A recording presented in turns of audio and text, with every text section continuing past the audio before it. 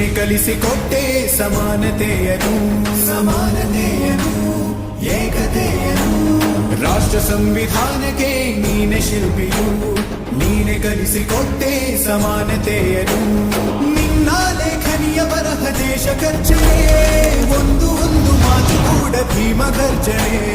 ನಾಯಕ ನೀನು ಭೀಮರ ಮಹಾನಾಯಕ ನೀನು ಭೀಮರ ನಾಯಕ ನೀನು